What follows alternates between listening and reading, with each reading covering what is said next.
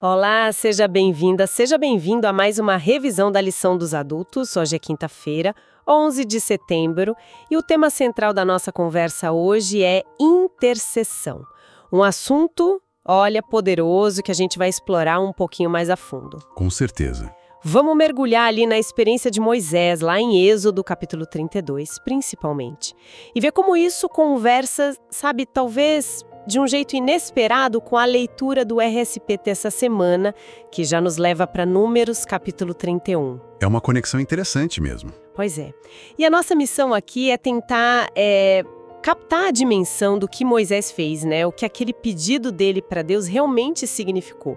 E como essas histórias juntas ensinam para a gente sobre perdão, sacrifício e a natureza de Deus diante do pecado humano. Exato. Um tema profundo. Bom, vamos lá então.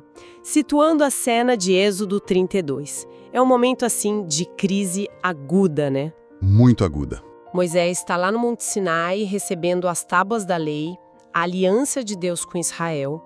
E enquanto isso acontece, lá embaixo no acampamento, bom, a paciência do povo acaba. Se esgota totalmente. Eles pressionam Arão e o resultado é que acabam construindo um bezerro de ouro, uma imagem fundida.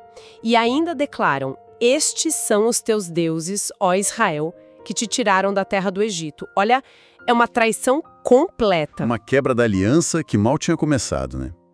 Impressionante. E a reação de Deus é imediata. E severo. Sim. Deus avisa Moisés sobre a rebelião e a sua ira, assim, se acende de um jeito que ele chega a dizer que ia consumir o povo e fazer de Moisés uma nova grande nação. Nossa! E é interessante ver a primeira intercessão de Moisés ali mesmo no monte. Ele apela para a reputação de Deus, para as promessas feitas aos patriarcas, mas o que acontece quando Moisés desce é ainda mais dramático. Pois é, ele vê a cena, a própria ira dele se acende.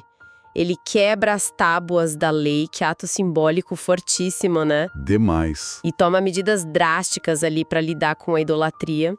E isso resulta na morte de uns 3.000 homens, como está lá no verso 28. Um cenário de caos total. Juízo, pecado escancarado. E é no dia seguinte, sabe, com o peso disso tudo nas costas, que Moisés se vira para o povo e diz algo crucial. Está lá no verso 30. O que exatamente? Ele diz: "Vocês cometeram um grande pecado. Agora, porém, subirei ao Senhor. Talvez eu possa fazer propiciação pelo pecado de vocês." Propiciação? Essa palavra é forte. Não é só pedir desculpa, né? Não mesmo. Significa buscar um jeito de aplacar a ira justa de Deus, de reparar a ofensa, de cobrir o pecado. Ele sabe que a coisa é muito, muito grave e que algo precisa ser feito para restaurar aquela relação quebrada. E é aí que ele sobe de novo para falar com Deus. Exatamente. E aí a gente chega no clímax da intercessão de Moisés. A oração dele, lá nos versos 31 e 32, é de tirar o fôlego. Como ele ora? Ele começa reconhecendo a culpa do povo sem rodeios, né? O povo cometeu grande pecado fazendo para si deuses de ouro. Sem tentar minimizar, sabe? Direto ao ponto. Aí vem a parte que deixa a gente assim, perplexo. "Agora, pois, perdoa-lhe o pecado. Ou, se não, peço-te que me risques do livro que escreveste." Espera um pouco. Riscar do livro? Isso soa radical demais. É? Ele tá falando sério, ele tá literalmente oferecendo a própria salvação, a conexão eterna dele com Deus, em troca do perdão pro povo. Isso é, nossa, quase inconcebível para um ser humano. É exatamente essa intensidade. O livro que escreveste, geralmente a gente entende como o livro da vida, né? O registro de quem pertence a Deus. Sim. Moisés está dizendo basicamente, olha, se para perdoar eles eu tiver que ser condenado, que seja, eu assumo o lugar deles na condenação.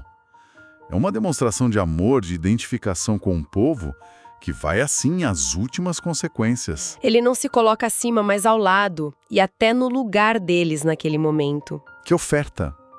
Um sacrifício pessoal de valor imenso. Incalculável.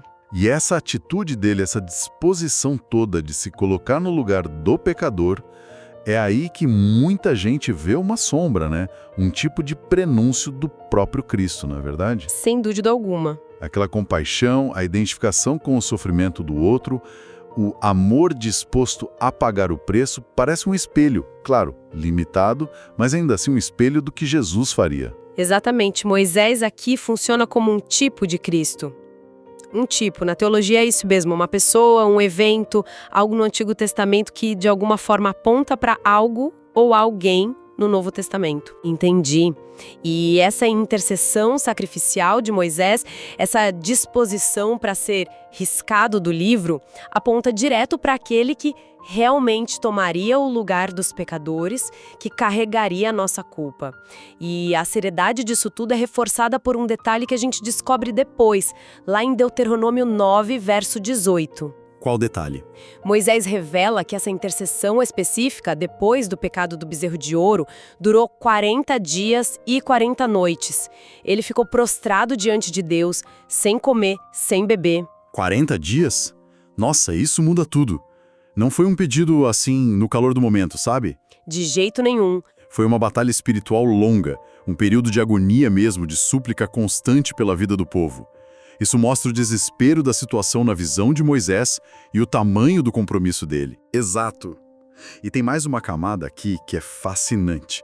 Está escondida na própria palavra hebraica usada para perdoar nesse pedido de Moisés, em Êxodo 32, 32.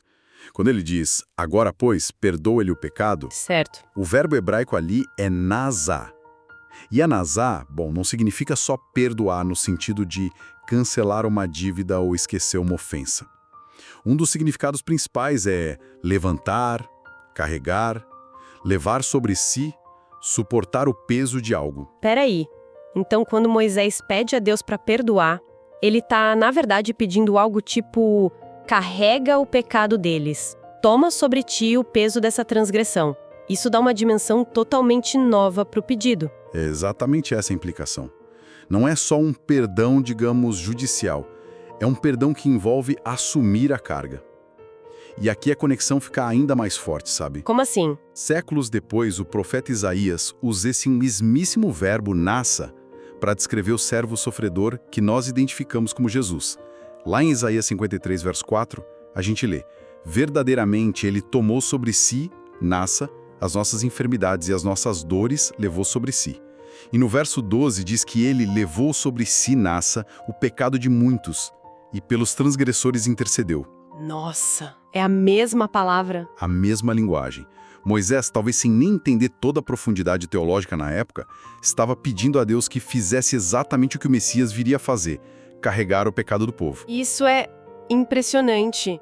Quer dizer que a própria ideia de alguém levar o pecado do outro, sabe? A base do que a gente chama de expiação substitutiva já estava ali, naquela oração de Moisés? De forma implícita, sim. A oração dele e o significado profundo do Nassa introduzem essa noção. E a resposta de Deus para Moisés também é muito reveladora. O que Deus responde? Deus não aceita a oferta de Moisés ser riscado do livro. No verso 33 ele diz: riscarei do meu livro todo aquele que pecar contra mim. Ou seja, a culpa continua sendo individual do pecador. E Moisés, mesmo sendo justo e líder, também era um pecador, né? Claro. Ele não poderia ser o substituto perfeito. Isso meio que aponta para a necessidade de alguém que pudesse de fato carregar esse pecado sem ser ele mesmo consumido. Alguém justo capaz de representar a humanidade. E esse alguém seria o próprio Deus na pessoa de Cristo. Aquele pedido de Moisés para Deus tomar sobre si o pecado encontra a resposta final na cruz. Uau! Êxodo 32 vira muito mais que uma história sobre Israel e Moisés, é uma janela para o coração do Evangelho. Precisamente. Mostra que o perdão nunca foi algo barato para Deus. Sempre teve um custo, um carregar do peso do pecado. E, no fim das contas, só o próprio Deus poderia pagar esse preço de forma definitiva e justa. E ele fez isso em Jesus. Falando em consequências do pecado e na resposta de Deus, isso me faz pensar na leitura do RSPS desta semana, lá em Números 31, que parece um cenário bem diferente desse pedido de perdão em Êxodo 32, né? Bem diferente, sim. Ali em Números, a gente vê Deus ordenando uma guerra de juízo contra os midianitas. Por quê? Porque eles tinham seduzido Israel ao pecado, à idolatria, lembrando aquele incidente com Balaão e Peor em Números 25. A narrativa é forte, detalha a batalha, a destruição. Como essas duas passagens se conectam? Uma fala de perdão, a outra de juízo. É uma conexão importante, sim. Mostra facetas diferentes da relação de Deus com o pecado e suas consequências. Em Êxodo 32, a gente vê a intercessão fervorosa de um líder abrindo caminho para a misericórdia, para o perdão. Ainda que o povo não fique isento de todas as consequências imediatas, né? Teve morte, teve praga, mas a intercessão de Moisés mudou o destino do povo como um todo que estava ameaçado de destruição total. Já em Números 31, o foco é outro. É a execução do juízo divino contra aqueles que ativamente corromperam o povo de Deus, que os levaram a pecar. Ali não tem um intercessor como Moisés se colocando no lugar dos midianitas. Ali tem o cumprimento de uma sentença. Ah, entendi. Então, enquanto o Êxodo 32 destaca a possibilidade da misericórdia, do perdão, pela intercessão sacrificial, Números 31 ressalta mais a realidade da justiça, do juízo de Deus contra o pecado que persiste e que causa tropeço nos outros. Exatamente. Números 31 nos lembra da seriedade com que Deus trata o pecado e essas influências que corrompem. A guerra contra Midian é apresentada como um ato de vingança do Senhor, verso 3. Não por capricho, mas como consequência direta da forma como eles minaram a aliança de Israel com Deus. E também vemos ali em Números 31 a importância da purificação depois da guerra, mostrando que mesmo atos de juízo precisam ser seguidos por um retorno à santidade, à ordem de Deus. Isso ajuda a ter uma visão mais equilibrada, talvez. A intercessão, como a de Moisés, é poderosa, pode desviar ira, sim. Mas a justiça divina contra o mal também é uma realidade na Bíblia. Sem dúvida. E talvez a conexão seja essa. A intercessão de Moisés foi tão crucial justamente porque a alternativa, o juízo sem misericórdia, como a gente vê de certa forma em Números 31 aplicado a outro povo ali, é terrivelmente real. A oferta de Moisés ganha ainda mais peso quando a gente vê contra esse fundo da justiça rigorosa de Deus. Perfeitamente colocado. As duas passagens juntas, lidas assim em conjunto, dão um quadro mais completo. Mostram um Deus que é tanto justo quanto misericordioso.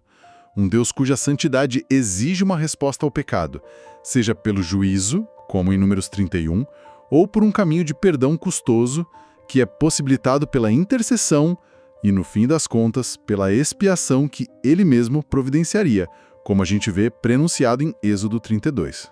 A intercessão não anula a justiça, então, mas abre a porta para a misericórdia triunfar sobre o juízo, por causa de um sacrifício, o de Moisés apontando para o de Cristo. Exato. Então, juntando tudo isso, o que fica para a gente, né? A grande mensagem parece ser que o perdão dos nossos pecados, essa dádiva que, sei lá, às vezes a gente toma por garantida, teve um custo inimaginável. Inimaginável mesmo. Exigiu que o próprio Deus, em Cristo, carregasse, levasse sobre si a nossa culpa, o nosso pecado, aquele pedido angustiado de Moisés, perdoa, carrega o pecado deles ou me risca do teu livro, ecoou pelos séculos e achou a resposta definitiva na cruz. Exatamente. E isso nos confronta com perguntas importantes, né? Que as fontes que a gente analisou também levantam. Como a gente pode realmente meditar sobre essa verdade? Não só concordar com a cabeça, mas deixar que isso penetre o coração. Deus tomando sobre si os nossos pecados. O que essa compreensão do sacrifício divino, desse Deus que carrega o pecado do seu povo, o que isso diz sobre a profundidade do amor dele por nós, mesmo na nossa condição caída? Muda o jeito como a gente vê Deus, como vê o pecado, como vê a nós mesmos. Não fomos perdoados porque nossos pecados não eram tão graves ou porque Deus só decidiu ignorar. De jeito nenhum. Fomos perdoados porque Ele mesmo pagou o preço mais alto possível. Isso gera gratidão, claro, mas também um senso de responsabilidade, não acha? Com certeza. Gera um desejo de viver de forma digna desse amor, sabe? De não tratar o pecado de forma leviana, sabendo o custo que ele teve. E também nos motiva, eu acho, a sermos intercessores pelos outros, talvez não oferecendo nossa salvação, como Moisés fez simbolicamente, Claro. mas certamente nos colocando na brecha em oração, suplicando pela misericórdia de Deus sobre o mundo que precisa tanto dela, refletindo um pouquinho daquela compaixão que a gente viu em Moisés e que vemos perfeitamente em Cristo. Uma reflexão profunda mesmo para a gente levar uma história de um bezerro de ouro e uma oração desesperada, que se revela uma janela para o coração de Deus e para o plano da salvação. Incrível. Muito incrível. Bom, por hoje é isso. Até amanhã no próximo estudo. Até mais.